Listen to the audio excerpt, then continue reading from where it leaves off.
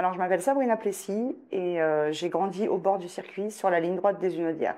Alors, mon histoire, elle a commencé bien avant moi, bien avant ma naissance, puisque mes arrière-grands-parents habitaient déjà les Hunaudières.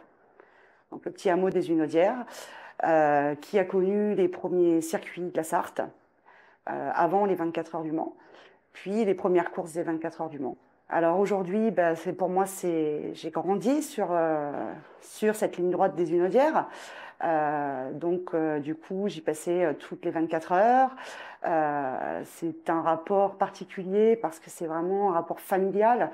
Donc c'est une histoire qui ramène à l'enfance chaque année. Chaque année, c'est un retour en arrière qui fait revivre des joies. Il suffit de fermer les yeux et on est reparti dans les années 90, quoi, 80, 90. C'est ça qui est magique, cette histoire en fait familiale et cette passion. Et puis c'est plein de souvenirs familiaux en fait et des histoires qu'on se remémore chaque année. Surtout la ligne droite des Hunaudières, c'est quand même connu mondialement. C'est une des parties du circuit qui est la plus connue pour ses pics de vitesse. Moi, j'ai connu l'époque où il n'y avait pas encore les chicanes, donc ça bombardait sérieusement. Et puis après, les chicanes sont venues et c'était différent déjà. Mais il y avait un point de vue qui était complètement différent. Je me rappelle que quand j'étais enfant, c'était vraiment, on se mettait sur les marches, enfin sur la petite terrasse des Mobiliers de France et on voyait les voitures qui ralentissaient. On arrivait à mieux les voir que sur la ligne droite où ils étaient à plus de 400, quoi. C'est vrai qu'à l'époque, c'était une route où la route de Tours a été déviée. Après, il y a eu les ronds-points et ce genre de choses. Là, c'était vraiment la route qu'on empruntait tous les jours. Et puis après, cette portion de route, quand il y a eu la mise en place des ronds-points, en fait, nous, on y jouait. C'était bouclé. Donc, quand il n'y avait plus les 24 heures, nous, on jouait sur cette portion de route où les voitures passaient et on s'amusait à jouer les bolides sur cette portion de route qui était fermée.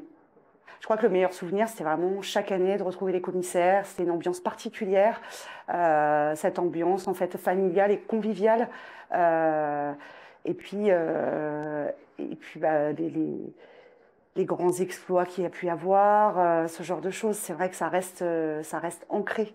Mon grand-père avait porté secours aussi à Pescarolo, mais c'était pas sur les 24 heures, c'était sur des essais. Et la voiture avait